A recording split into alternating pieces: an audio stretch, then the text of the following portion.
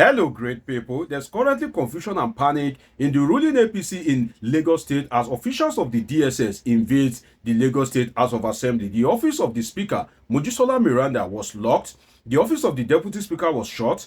The office of the Clerk of the Lagos State House of Assembly was also shut. And the DSS officials attempt to disrupt the proceedings, but they were resisted by the members of the House of Assembly who were largely in support of the speakership of Mojisola Meranda. In a moment, I will leave you to watch a bit of what transpired at the Lagos State House of Assembly. Then when we come back, we'll be looking at the role of the actors. You will recall that the ousted speaker, Mudashiru Obasa, recently went to court. So if he has gone to court, why is the DSS invading the Lagos State House of Assembly? What do you need to know about the role of the political actors? There's a Tinubu dimension, there's an Obasa dimension, Mojisola Meranda dimension, different dimensions, and the power play, the power tussle, the power politics in Lagos State. We'll be dissecting this and a whole lot more on this episode of Politing with Dr. Omoshodadeji. First, let us have a view of what happened in the Lagos State House of Assembly. Then we'll come back for some interesting discussion. Let's watch it.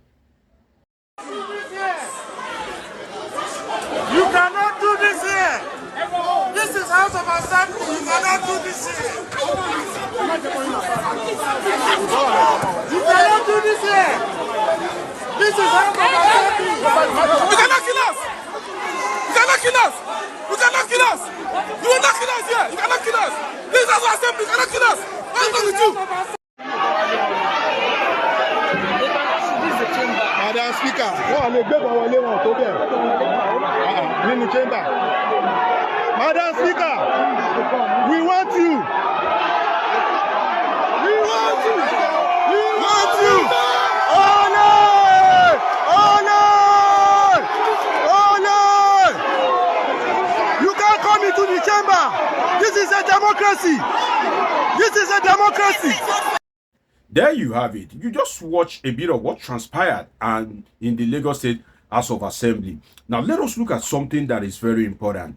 The case as regards the authentic speakership of that house is in court. The ousted speaker, Mudashiru Obasa, who reportedly has the backing of President Bola Tinubu, has gone to court that the court should reinstate him. In fact, Obasa requests for accelerated hearing in court. So you want to ask yourself that if the case is already in court, why is the DSS invading the Lagos State House of Assembly? If a case is in court, before the DSS can do such act, that means that there must be an order of court that if the court gives an order that, okay, go and invade the Lagos State House of Assembly, go and, put it under lock and key, of which the court will not do that because the court cannot hinder the legislature, which is another arm of government. The judiciary cannot hinder the legislature from performing its constitutional role, just as the legislature cannot hinder the judiciary from sitting and adjudicating on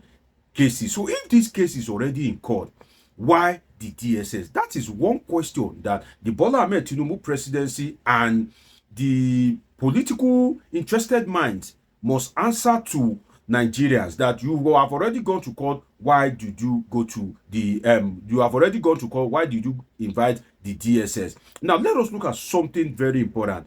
The DSS invade the court as regards the leadership crisis of the Lagos State House of Assembly. Who is the authentic speaker? Is it Mudashiru Obasa? Is it Mojisola Meranda? Now, there's also some Lagos indigene, non-indigene dimension to this, which I will get to in a moment. Now, the first thing is, do your colleagues have the right to remove you? To my mind, the answer is yes. In the sense that, naturally, in a sane democracy, you were made a speaker by your colleagues. So, you are first among equals. So, if your colleagues decide that they want to remove you, and there is unity among your colleagues, or should I call it substantial unity, because over 30, about 35 House of Representative, 35 House of Assembly member out of 40 ratified the impeachment of Mudashiru Obasa. So if 35 people are in support of something, that means that we can call it substantial majority, or should we say overwhelming majority. So if your colleagues are saying that they don't want you to be speaker, definitely can you lord yourself over your colleagues? If out of the 30, if out of the 40, like about 18 are saying, oh, we didn't sign the impeachment process, we didn't know how our name got there, they forged our signature. That would have been a different thing. Another thing, does the DSS have the right to invade Lagos State House of Assembly? Like I said, except if they can provide an order of court, which would never happen in a sane democracy, that the court would ask you to go and invade the State House of Assembly. It's like the court now saying go and invade the National Assembly when Akpabio is seated, or when Tajudeen Abbas, the Speaker of the House of Representatives, is seated. It's not it is not possible. But then, does the DSS have the right to invade the Lagos State House of Assembly? The answer is no. What happened in Lagos State is similar to what happened during the Saraki-led Senate when OVA Omo-Agege led talks into the Senate chambers. The difference in this is that one used street talks, this one now is using government dogs. The OVA Omo-Agege decided to use street dogs. But in this case, the political actors in Lagos State decide to go to use government attack dogs. So that's just the difference. But the similarity is that the chambers, the hallowed chambers of the legislature, was invaded unlawfully. Now, one thing that is very crucial, and one of the implications, is that if this is happening in Lagos, what more does Tinubu have? What moral does Tinubu have to intervene in other states? If this show of shame can be happening in Lagos State, what if it now happens in Zamfara, Ebonyi, Kogi? What moral will Tinubu have to be able to interfere in the crisis of those states as president, when his own state, the place whereby he is the political godfather, that is the godfather of both sides, the Meranda caucus, the Obasa factor, the Obasa caucus, it is his political empire that bets all of them. So if this is happening in Lagos State, what moral ground will the president have to intervene in what is happening in other states? Now, let us look at something, which is that those who have Tinubu's backing want Obasa to be reinstated. It's like a very serious power tussle. You know that there were words on the street that Tinubu has given an order that Mudashiru Obasa should be reinstated as the Speaker of the Lagos State House of Assembly. But then the leadership of Meranda has gained huge support from the members of the Lagos State House of Assembly. They were supposed to reinstate Mudashiru Obasa, and instead of reinstating Mudashiru Obasa, they decided to write a letter of apology and a letter of allegiance to the president, and they thought that would have ended it ordinarily because it's the same political family. But the Tinubu boys that Obasa is loyal to still decides to be flexing muscle to make sure that they pressure Mojisola Meranda to resign. But our colleagues are in support of her, and the political group in Lagos State, some of them, substantial number of them, are in support of Meranda because Obasa has, according to them, beaten more than what he can chew. Now, the Lagos indigene, non-indigene issue that pertains to this is that if you look at it, Meranda is a real Lagos indigene. Meranda is one of the indigenes of Lagos State, Mojisola Meranda. So as an indigene of Lagos State, you would see that as she's presiding over the leadership of the house, the real Lagos indigenes are satisfied and happy that, oh, we have a Lagosian presiding over the affairs of the Lagos State House of Assembly. Now, there are some people in Lagos State that are holding critical positions that are allegedly not of Lagos origin. So Mojisola Meranda, imagine as a speaker, really brought happiness and joy to the minds of the real Lagos indigene. So now, pressuring Meranda to resign is meeting the stiff resistance of the real Lagos indigene, that now that we have a Lagos indigene there, somebody that we can call our own, you cannot pressure her to resign.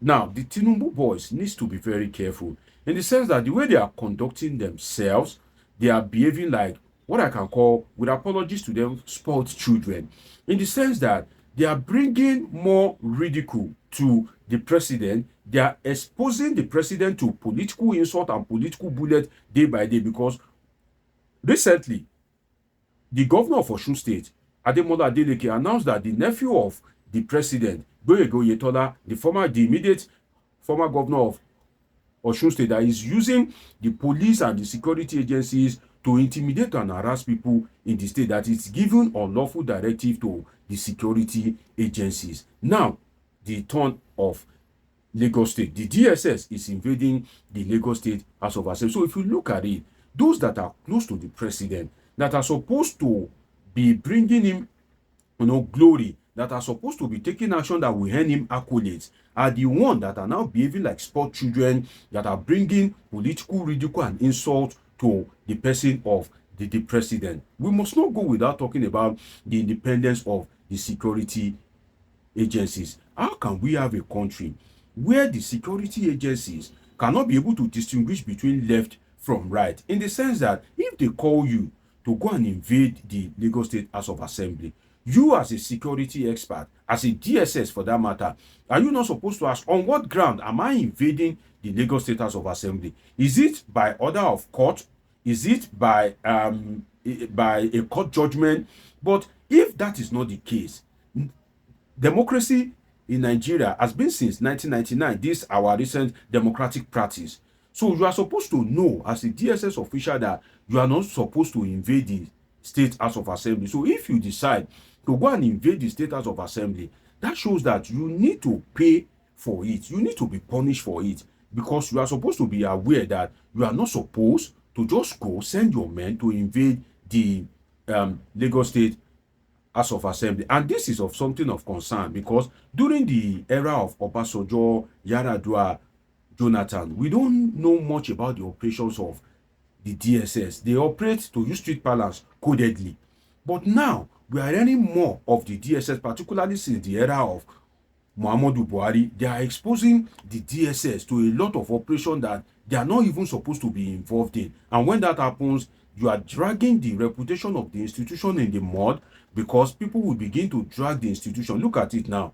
People are mentioning DSS in an unlawful invasion of the Lagos State House of Assembly. So the politicians need to be careful that we need this institution. We need a country where there's law and order and peace for you to even, be a successful politician. At least there must be law and order. There must be people residing in a territory with law and order and rule of law before you can say you want to become a governor, you want to become a president and all that. So these Tinubu boys should be very careful, and they should operate with so much decorum. And Tinubu himself should weigh in strongly and, make sure that this crisis is resolved as earlier as possible. And the power tussle that is reportedly raging in the Tinubu family, allegedly between the First Lady and Seyi Tinubu, if that is the case, then the president needs to look inward and make sure that this power tussle is resolved as soon as possible. It's been an interesting time with you on this episode of Politing. Do want to subscribe, turn on your notification button, catch up with my past videos.